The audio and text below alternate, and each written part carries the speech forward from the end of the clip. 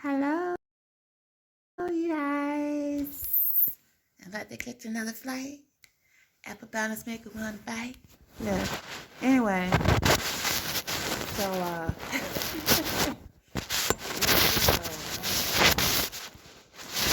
so look, how about let's go off one. Let's detail some of this stuff. See, what happened was right. The so I'm thinking, I'm like, okay, so what in the world? But look, they was like, well, that's really mean of you. It is mean of me, right? But I was like, man, here's the thing.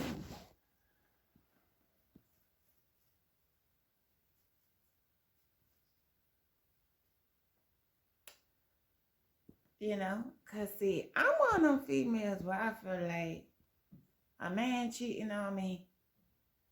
Cause I don't feel like necessarily need to like disturb my peace. Like my peace should not be disturbed anyway by things, you know, by circumstances or whatever.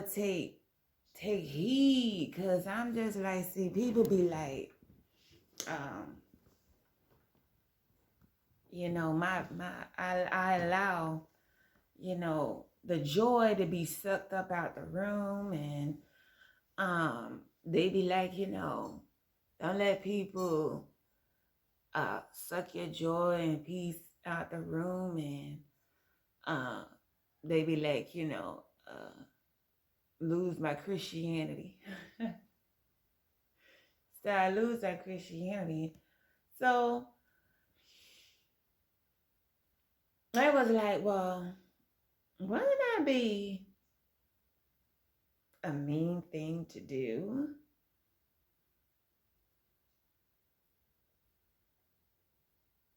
But I'm like, is that like coming with a with a drink and a side? That's cheating.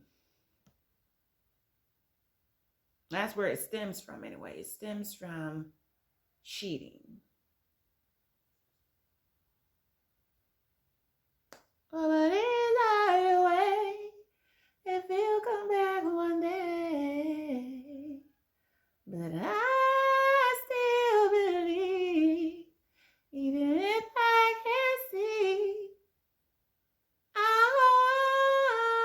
I, in your words of fire, I hold on, I hold on.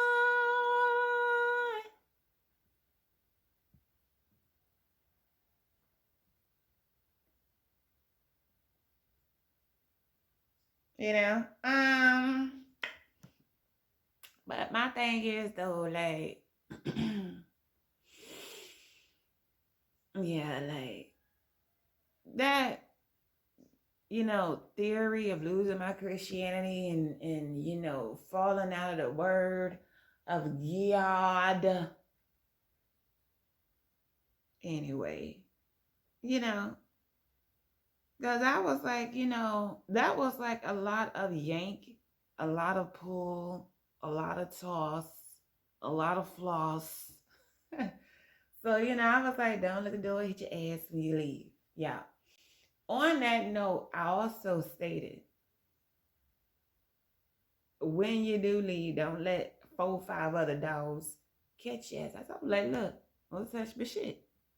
Don't touch my shit. Because I tell you one thing, you can be gone.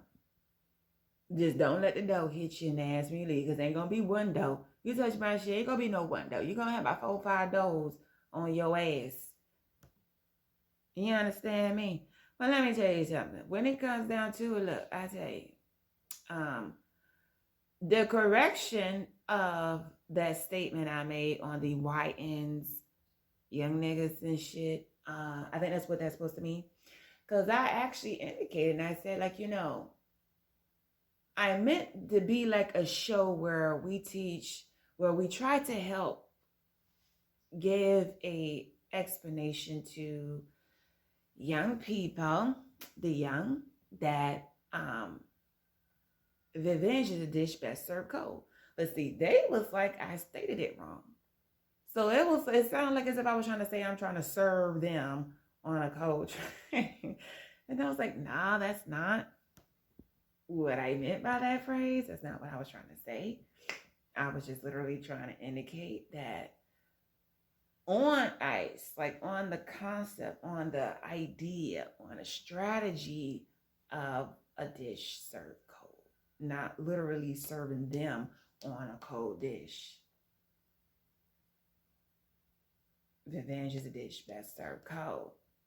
And I am not a cougar, you know what I'm saying? But every time I see the young people, I ain't gonna lie, like, I don't believe young men should throw their life away to the system. But I don't believe in a lot of some of the tackiness that some young people can have. It can be a little tacky, a little lame, you know. I mean, maybe I'm not that, Mrs. Pillsbury to really be, frolicking with all those different emotions and logics that are more likely for younger people. But with all the tug and the struggle and the Yankee and the pull and the strain, I do, and not as a cougar, but as an older woman, I do like to see the younger foes. But I'm like, in the midst of just being around someone younger, in that sense where you keep that distance, that's probably like 18, 17, 16, 15, maybe somewhere around 19. But as people get older, like 20, 21, 22, 23, 24, right there at that 25, right there, that's where that stops. And you're like from 25 on down, yeah, we're not young anymore. I mean, that's some people still call that cougar land because, like, when you're like my age, even at 25, that's still too damn young for me or anybody my age at that. But the thing is, though, maybe that's the intimidation factor in me because, at this point, to be younger has advantage, it has leverage. So there's some intimidation there. So I have to feel like I have to yank something or pull and strain and struggle to insinuate the same intimidation. But I'm like, this is more like on a King David, Abimelech type, structure of, just respecting and being undeserving.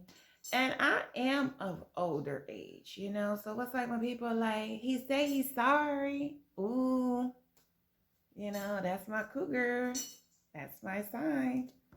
He say he's sorry. That's my man. Nah, And I'll just be like, I am one of those females that's big supporter of supporting the youth.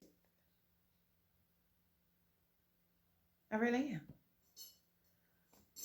And that is probably where I get my hardcore attitude from. Because you can't be my age sitting around all locked up in a cell.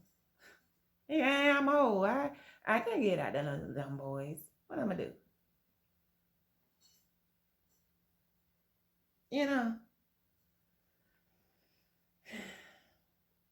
If only there was a way I could make myself look older and more uglier, but I can't. But age doesn't lie.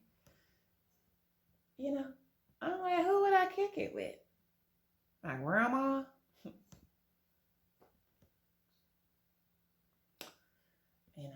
But let's not tease and let's not toy around with emotions that we know we don't do it. And what I mean by that, that's not like we don't know how to please and we know how to please. Reality is you know how to please. You know how to do something right. And it's not the wrong thing to do right, but it's the right thing to do right. So even if I know how to bake a cake, if I feed you a cake and that cake ain't it ain't right, then you know I didn't do something right in baking a cake.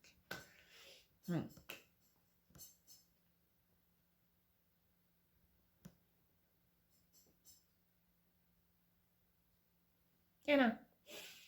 So I'm like in my coming of my Christianity and my being to be a woman of standard in Christian law. Because I was reading today. I reading and listening to the word and the pastor say a faithful friend. Not just a friend, but a faithful friend is a blessing of a lifetime. The greatest gift anyone could ever give you, the faithful friend. Anything outside of a faithful friend is like a broken tooth, and we all know how those can hurt. Like a rotten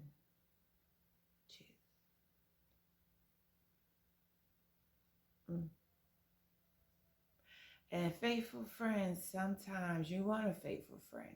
And you can always find a friend in God and a friend in Jesus, because one thing about it, when all else fails, you know, only way Eve was able to be saved with Adam is because a snake told her. I guarantee you, had a human being told her to eat that apple, all hell would have probably broke loose. Like when people were telling each other what to do, and Noah was told to build an ark and just do away with it all. But notice how when the snake, an animal, a little critter, told her to go in and, go and eat that apple. Go ahead, no problem. It was forgiven because, it was a little serve. It was a little critter, little reptile.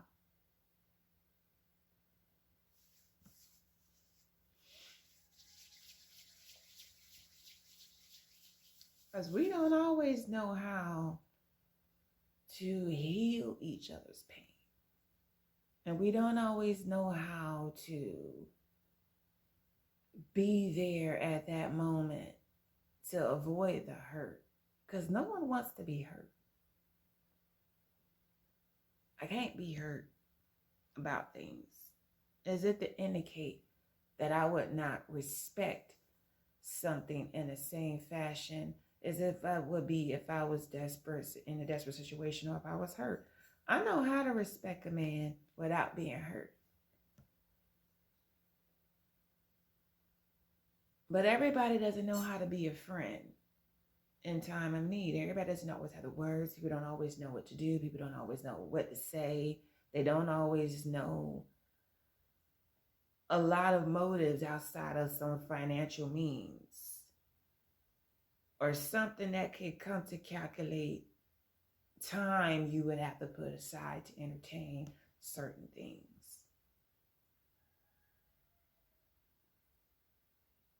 But regimens outside of those factors aren't always open to other people. And then sometimes you find yourself hurting by yourself, which constitute into rearranging that hurt into some other form of defense. And usually not the most godliest one. So,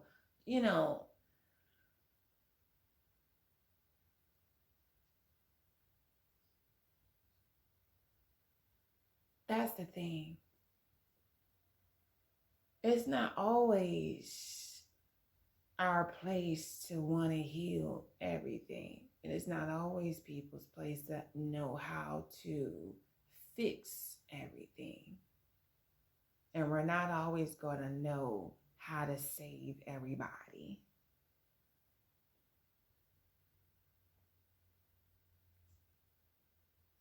Because there's only one antidote that works for every human being on earth.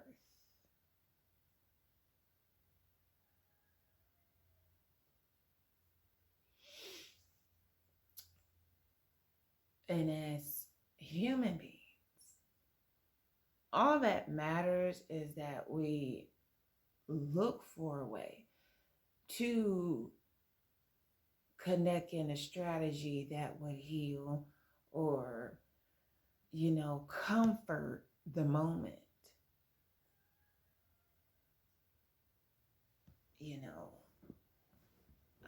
That's really all that matters, is that, we would want to look and find and search and soul search within ourselves to find that. And, as much as we may try to, think that we can put all our eggs in one basket, you can't. You can't just put all your eggs in one basket and expect to carry that basket to be that knockout. No. And to heal, you sort of have to reach into other baskets. You have to pull some rabbits out of other hats. So you have to have baskets, hats, and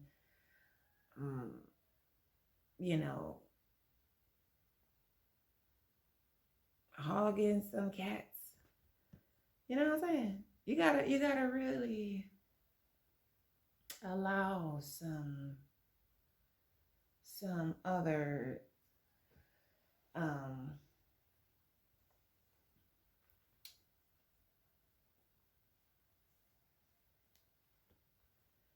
other ideas to make themselves just as helpful. Because the best policy is honesty. Honesty be the best policy. Tell the truth. Shame the devil. Because like I say, some things could be stemming from people cheating or doing things, trying to, and so,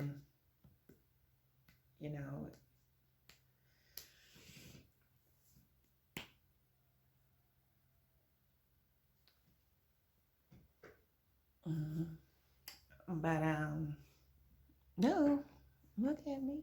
Oh my goodness. Get us together.